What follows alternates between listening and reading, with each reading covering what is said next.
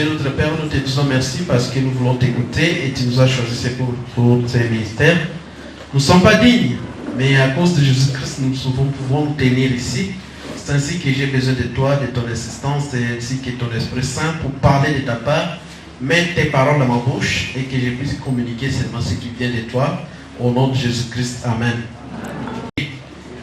Et je suis familier à l'église.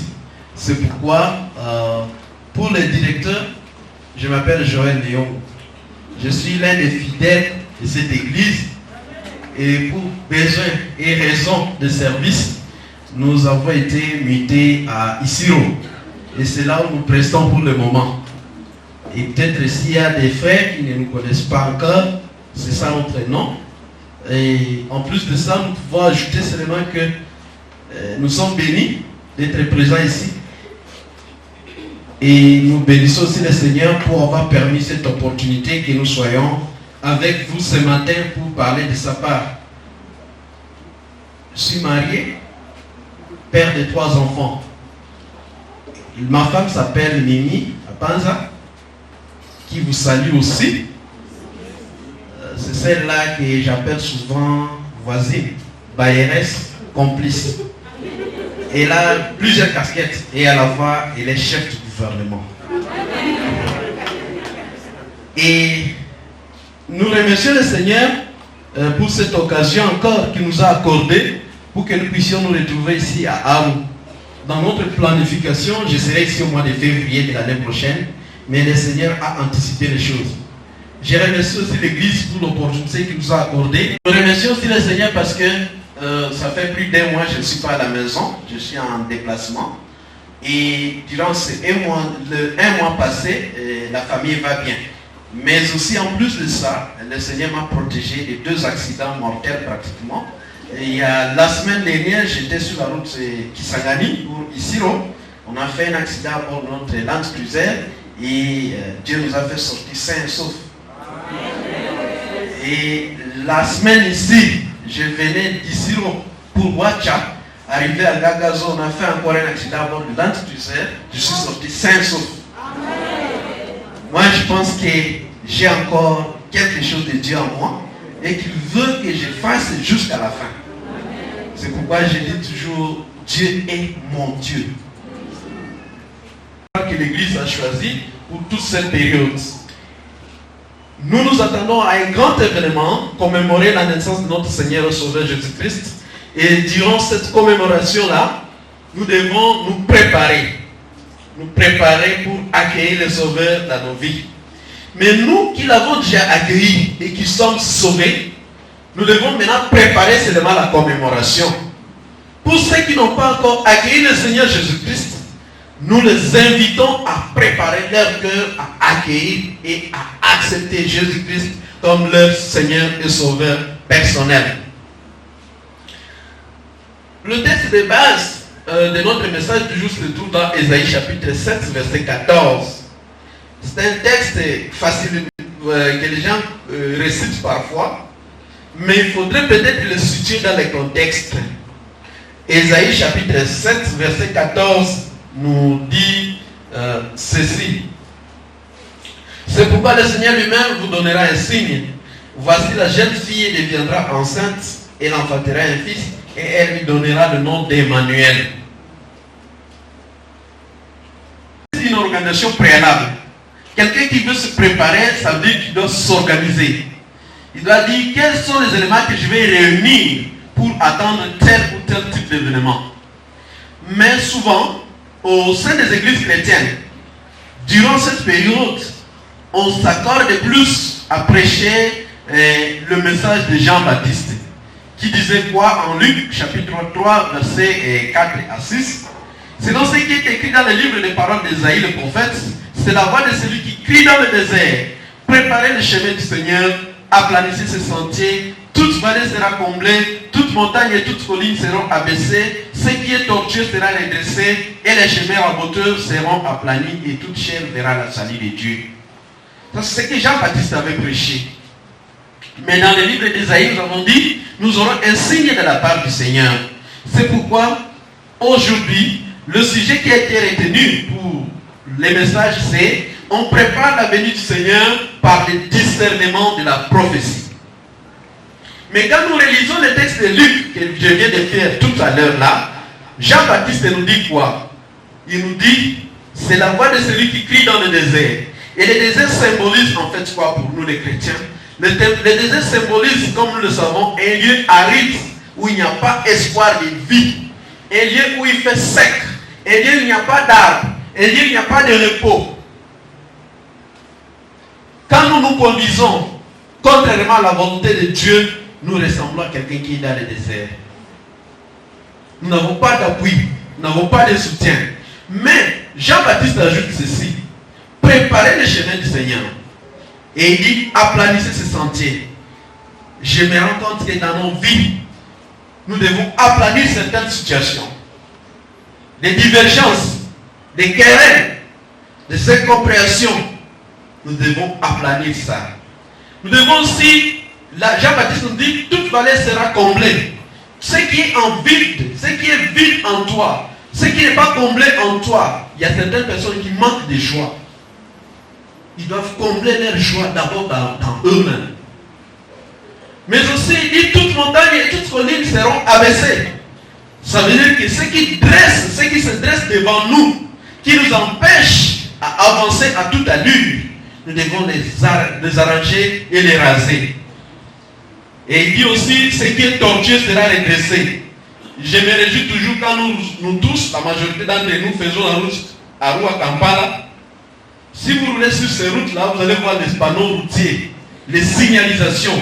Et ces signalisations-là nous rappellent toujours, faut-il accélérer? Faut-il ralentir? Qu'est-ce qui nous attend devant? Une école et un hôpital. Malheureusement, dans la vie de certains chrétiens roulent sans frein. Ils voient bien les signaux routiers. Ils voient bien que c'est rouge ici. Ils préfèrent accélérer. La parole de Dieu nous dit, ce matin, nous devons aplanir. Nous devons ralentir. Ce qui ne marche pas dans nos vies, ce qui nous pousse à aller à toute allure, nous devons prendre des dispositions pour trouver les freins dans notre conduite. Il y a certaines personnes qui ont la bouche sans frein. Ils parlent de tout et de rien.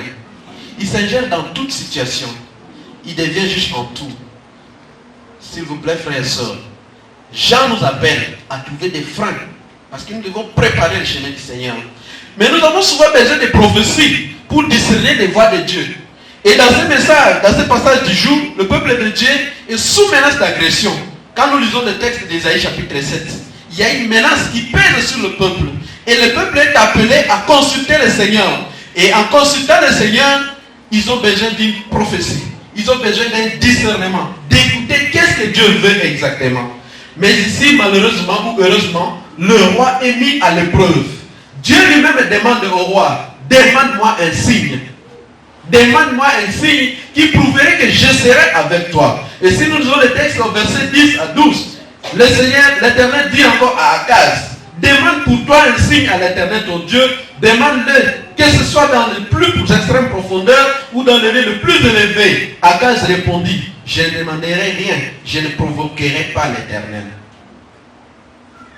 Il s'est ressaisi vite pour ne pas tomber sous le coup de la tentation. Souvent, il y a des gens qui sont dans les difficultés, mais qui poussent l'Éternel à agir seulement selon leur volonté. Et nous avons déjà entendu beaucoup de gens prier les prières du type Seigneur, Lombelana Yoka. Seigneur, Salelo Konamon. Comme pour dire que nous sommes en train d'obliger le Seigneur à agir selon que nous le voulons. Mais ici, le roi Akaz a dit non. Je ne demanderai pas un signe de la part du Seigneur, je ne provoquerai pas l'Éternel. J'aime la version 8 secondes qui dit que je n'attirerai pas la colère du Seigneur sur moi en me faisant une telle demande auprès du Seigneur. Parce que le Seigneur connaît mes besoins. 14 verset 22, c'est une révélation de la volonté de Dieu à son peuple à travers un prophète. Ce n'est pas une affaire d'interprétation personnelle. Elle vient de Dieu seul. C'est ça la prophétie. Dieu veut communiquer quelque chose à son peuple et il utilise un instrument qu'on appelle prophète. Et là, on n'a pas besoin d'une interprétation. Dieu agit selon sa souveraineté en ce moment-là. Et les gens qui ont été avec nous durant la semaine passée, lors des prières d'une heure avec Jésus, ils ont déjà attaqué cette cette matière sur les prophéties. Les objectifs des prophéties et les buts des prophéties sont multiples. Premièrement, c'est pour édifier le corps de Christ ou alors amener une consolation aux âmes. C'est ce que nous lisons dans 2 Chroniques, chapitre 15, verset 8, où il est écrit: après avoir entendu ces paroles et la prophétie d'Obed, pour édifier l'Église. Dans Esdras, il est écrit, Esdras 6, verset 14, et les anciens des Juifs bâtirent avec succès selon le prophète, les prophéties d'Agé, les prophètes, et les Zacharie, fils d'Ido, ils bâtirent et achevèrent d'après l'ordre de Dieu d'Israël et d'après l'ordre de Kyrus, de Darius et d'Artaxerxès, roi de Perse. Lorsque nous sommes à la fin de l'année, il y a souvent des prophètes qui circulent les quartiers, qui circulent même des villes. Ils vous annoncent des choses. Dieu m'a révélé que cette année sera comme ceci, comme pour toi. Ça c'est bien. Mais cherchons d'abord à savoir la prophétie que je viens de recevoir. En quoi je suis édifié? Parce que si une prophétie n'édifie pas, elle n'est pas une prophétie. Le deuxième but, c'est l'exhortation du peuple de Dieu. Dans toute la Bible, vous allez lire que quand il y avait un problème, les peuples étaient en détresse. Dieu les exhorte, soit au courage, soit Dieu les dit, revenez à moi. L'autre but, c'est l'interpellation ou la révélation de la volonté de Dieu. Les prophéties servent justement à ce que l'on ait exactement la connaissance de ce que Dieu veut. Et ce qui était avec nous la semaine passée disait que on avait suivi que la prophétie par excellence, c'est la parole de Dieu. Alléluia. Pas ce que les gens vous communiquent là.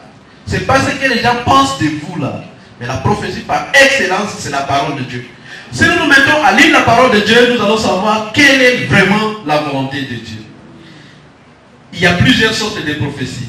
Mais les prophéties peuvent être individuelles ou une prophétie de groupe. Mais si nous pouvons résumer les choses, nous pouvons dire simplement qu'il y a des prophéties qui viennent de Dieu. Il y a aussi des prophéties qui viennent des hommes. Vous savez, dans le domaine des prophéties, j'ai eu la malchance d'encadrer un groupe.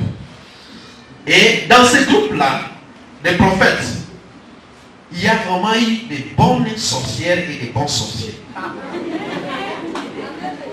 Et après quelques temps de discernement, après quelques temps de questionnement et d'enseignement, on est arrivé à comprendre que ce qui agit à ceux-là qui pensaient être les prophètes, ce sont en fait les esprits sortis de leurs parents. Je me rappelle, lors d'une réunion de prière, c'était la nuit. Il y a un qui est sorti pour nous dire qu'il y a des sorciers sur tel endroit, à tel endroit, sur tel arbre. Et je dis, ok, si cela est vrai, allons les chercher. Et ils sont sortis en courant. Et effectivement, sur l'arbre, il y avait des sorciers. Je me rappelle encore une fois, on était en train de faire un projet de construction d'une chapelle. Et il y a eu des prophéties qui sont sorties, qui nous disaient qu'il y a la brique du temple qui a été retirée par les sorciers et qui s'est cachée dans tel endroit. On dit, bon, si c'est le cas, allons prendre. Et effectivement, nous sommes allés, on a trouvé la brique à l'endroit caché. Mais après discernement, on s'est rendu compte que ce sont finalement ces mêmes personnes qui coalisent avec les sorciers et qui reviennent dans l'assemblée pour nous faire semblant de dire qu'ils sont des prophètes. Le plus souvent, observez les mouvements des gens au lieu de deuil. Surtout quand vous vous rappelez, le Seigneur met en vous la conviction que cette personne a été tuée ou bien a été ensorcelée. Avant d'aller au lieu de deuil, commencez par prier. Et observez les mouvements de tous ceux qui pleurent. En principe, on dit en droit, le criminel revient toujours au lieu du crime. Le premier arrivant là, dans la plupart des cas, ce sont les complices. Et leur manière de pleurer exagère un peu. C'est pourquoi il y a plusieurs façons de prophétiser. On peut prophétiser par Dieu, c'est ce qui existe, mais aussi, on peut aussi prophétiser par les hommes. Les esprits, ce que tu as pensé toute la journée, la nuit te revient en format songe. Et le matin, tu les rends en format prophétie. Quelle attitude nous devons maintenant faire tenir devant les prophéties? Nous devons avoir une attitude de discernement constant, sans relâche, toujours discerner les prophéties. Et la parole de Dieu nous appelle au discernement des prophéties ainsi que des esprits. Ce qui suppose des tests aux prophéties. Il faut soumettre toute prophétie au test. Voici quelques tests. Premièrement, le procédé utilisé par le prophète. Il utilise quel procédé? Les procédés sont-ils de l'occultisme ou de divination, ou ça vient de Dieu? C'est l'exemple de Moïse et les magiciens de Pharaon. Moïse fait apparaître telle chose, les magiciens en font autant. Moïse fait apparaître le serpent, les magiciens en font autant. Ça veut dire que nous devons toujours nous mettre à l'esprit que quand quelqu'un fait une prophétie, premièrement, quel est le procédé qu'il a utilisé? Ça vient de Dieu ou alors c'est vraiment quelque chose d'occultisme? Alléluia. Deuxième élément de test, si vous voulez tester que c'est une vraie prophétie, c'est la teneur du message prophétique. Est-ce que le message plaît à Dieu ou ça plaît aux hommes? Il faut toujours tester ça. Si quelqu'un vous donne une prophétie, dans le but seulement de vous plaire, directement vous allez sentir en vous que ça ne vient pas de Dieu. Et d'ailleurs, c'est le meilleur test. Quand quelqu'un fait une prophétie, cherchez à savoir sa prophétie, à quel but? Est-ce que c'est vraiment pour plaire aux hommes ou plaire à Dieu? Jérémie 8, 11 nous dit ceci. Il passe à la légère la plaie de la fille de mon peuple. Paix, paix, disent-ils, et il n'y a point de paix. C'est-à-dire, il y a des prophètes qui viendront vous dire que tu seras béni, tu seras béni. En tout cas, tout ira bien. Et à la fin, tu constates que tu vas de mal en pire. En ce moment-là, cette prophétie-là, seulement par ce test, nous pouvons déjà savoir que cette personne n'est pas un vrai prophète. C'est quelqu'un qui cherche à dire des choses qui vont me plaire. D'ailleurs, il y en a qui s'amusent même à nous escroquer. Ils vont vous escroquer de l'argent. Ils sont des vrais frappeurs. Il y en a qui vont vous dire, d'ailleurs, le Seigneur m'a montré que tu seras béni. Tout ira bien pour toi. Tu auras de l'argent. Tu vas voyager. Et tu vas faire du succès. Moi, je vais entrer en jeûne pour toi. Je vais prier pour toi. Mais il ne faut pas oublier que pendant le jeûne, là, il faut peut-être avoir un peu de lait et du sucre à la fin de la soirée pour que j'ai la force de continuer à prier. C'est une prophétie qui cherche à t'éclairer. Mais, Jérémie 14, 13 dit ceci. J'ai répondu à Seigneur éternel, voici les prophètes leur disent, vous ne verrez point de paix, vous n'aurez point de famine, mais je vous donnerai dans ce lieu une paix assurée. 23, 17 dit ceci. Ils disent à ceux qui me méprisent, Éternel a dit, vous aurez la paix. Et ils disent à tous ceux qui suivent le penchant de leur cœur, il ne vous arrivera aucun mal. Lorsque nous voulons tester une prophétie, testons seulement la teneur du message. Le message cherche-t-il à me plaire ou à plaire à Dieu?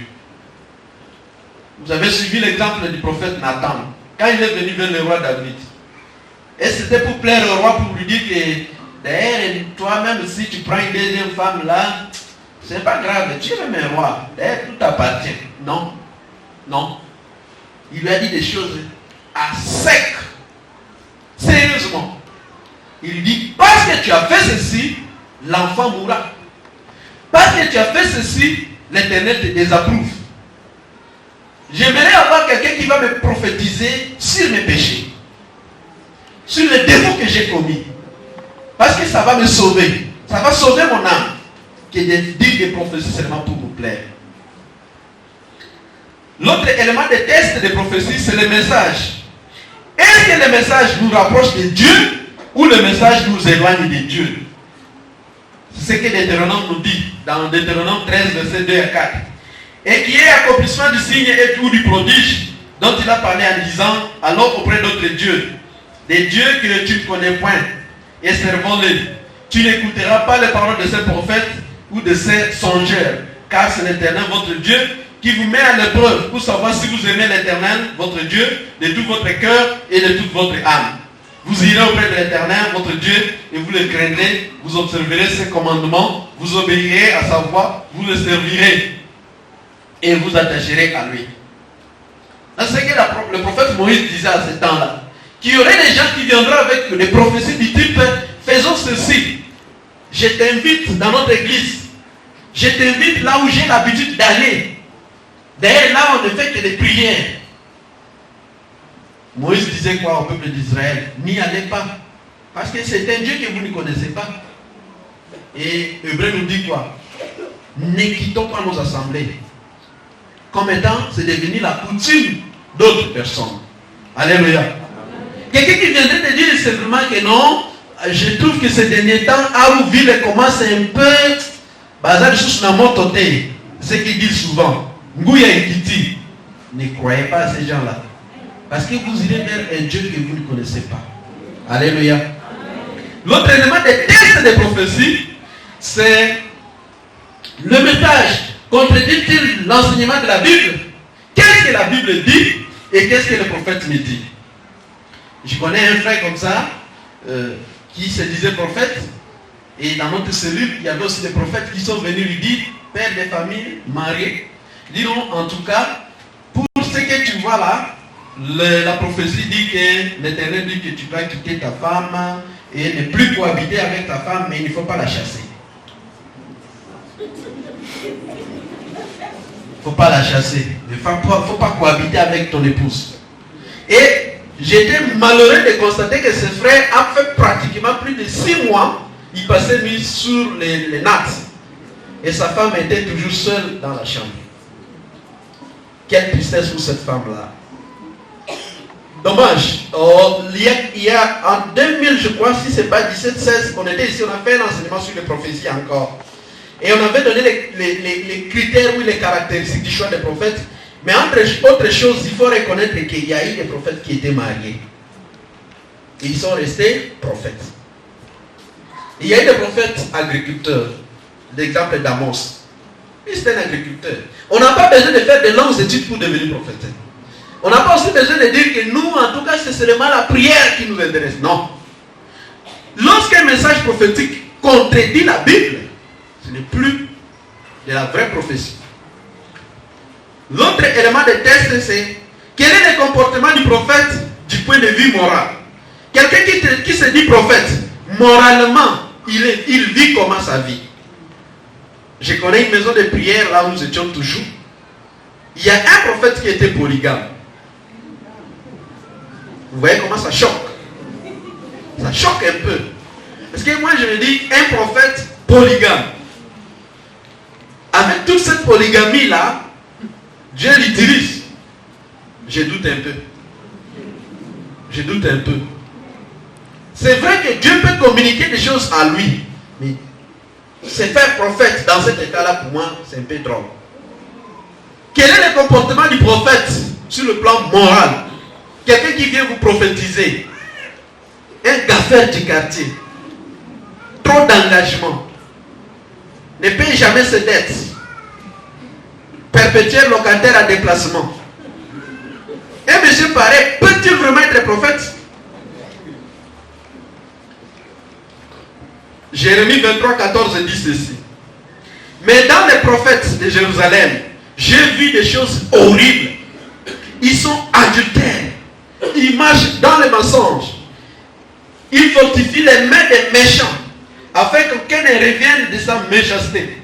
Ils sont tous à mes yeux comme Sodome, et les habitants de Jérusalem comme Gomorrhe. C'est-à-dire quand quelqu'un dit qu'il est prophète, sur le plan moral, sur le plan d'éthique, on doit lire en lui qu'il y a quand même un minimum de sérieux. J'ai la malchance d'enseigner depuis 2002 à l'Institut supérieur.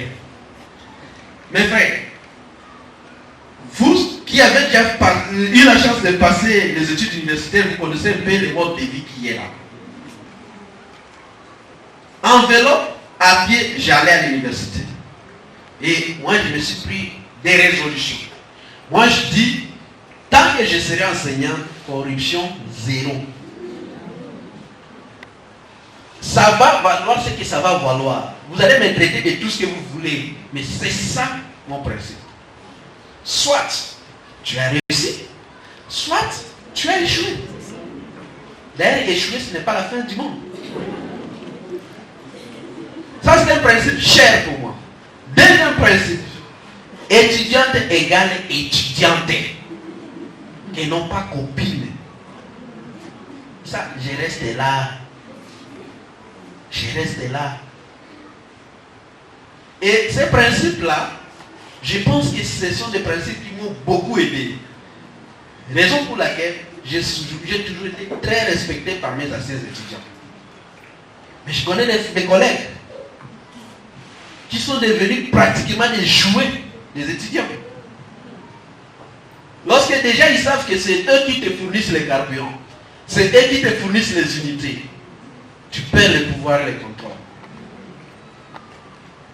Tu perds le pouvoir et les contrôles. Moi j'ai toujours dit aux étudiants que tant qu'on est étudiant, en tout cas les relations doivent être celles-là, des enseignants-enseignés. Mais après les études, si tu veux me fournir des cadeaux, tu les fais même comme tu le veux. Parce que là, il n'y a plus de contraintes. Mais quand on est encore étudiant, je pense qu'il faut rester avec un minimum de contrôle sur toi. L'autre élément de test, c'est de savoir si d'autres personnes animées de l'Esprit de Dieu s'accordent sur le message du prophète. Si nous prenons le livre de 1 Roi, chapitre 22, versets 1 à 8, intéressante. Ce sera l'histoire du prophète Michée. L'histoire dit ceci. On resta 3 ans sans qu'il y ait guerre entre la Syrie et Israël. La 3e année, Josaphat, roi de Juda, descendit trouver le roi d'Israël. Ce dernier dit à ses serviteurs, savez-vous que Ramoth en Galate nous appartient et nous nous ferons bien pour le reprendre le roi de Syrie. Puis il demanda à Josaphat, veux-tu venir avec moi attaquer Ramoth en Galate? Josaphat répondit au roi d'Israël, toi et moi, ton peuple et les miens, tes chevaux et les miens, il n'y aura aucune différence. Si vous lisez jusqu'à la fin du chapitre, mais je vais lire seulement le verset 7 qui dit ceci. Mais Josaphat dit, n'y a-t-il plus ici aucun prophète de l'Éternel pour que nous puissions le consulter? Le roi d'Israël répondit à Josaphat, il reste un seul homme par qui l'on puisse consulter l'Éternel. Mais je les déteste, car il ne prophétise rien de bon sur moi. Il ne prophétise que du mal. C'est Michée, le fils de Jimmy. Josaphat répliqua que les rois ne parlent pas de cette manière. Alléluia. Lorsque nous voulons mesurer si la prophétie sera correcte, nous devons nous demander s'il y a encore d'autres personnes animées de l'Esprit de Dieu qui vont dire la même chose. C'est ce qui est passé avec le prophète Michée ici. Lorsque les rois là se sont arrangés pour aller à la guerre, ils ont dit non, consultons l'Éternel. Ce qui était bon. Mais ils ont consulté qui? Ils ont consulté ceux qui étaient à l'avantage ou alors au solde du roi. Mais le roi là, Josaphat dit non, mais est-ce qu'il n'y a pas moyen qu'on fasse venir les derniers qui restent? Non, non, non, non, pas celui-là. Je les déteste. Il ne prophétise que du mal. Je ne l'aime pas. Alléluia. Des fois, quand vous suivez les prophéties, faites ce test-là. Quel prophète m'a dit ceci? Bon, je suppose qu'il y a beaucoup de prophètes à où j'irai chez le deuxième prophète. Le deuxième prophète, s'il dit la même chose, il refait la même chose. En ce moment-là, il faut se demander, sont-ils animés du même esprit ou ce sont deux esprits différents? Parce qu'ici, il y a eu deux groupes de prophètes. Ceux qui étaient animés par l'esprit de corruption et le prophète Michée qui était intransigeant, qui restait fidèle à la parole de Dieu, lui qui n'a dit que la vérité. Alléluia. Nous nous préparons pour les festivités de Noël et c'est dans quelques jours, quelques matins, nous aurons beaucoup de prophéties sur la fin de l'année. Tu n'y arriveras pas. Certains diront qu'en tout cas, je vois comme s'il y a un malheur qui est en train de te suivre. Il faut faire quelque chose. Mettons ces prophéties-là dans une grille de tests. Et nous allons savoir si ce sont de vraies prophéties. Comme pour le temps de Marie, il y a une prophétie. Pour le temps de naissance de Jésus-Christ, On nous a dit que la Vierge sera enceinte et elle va donner naissance à un enfant.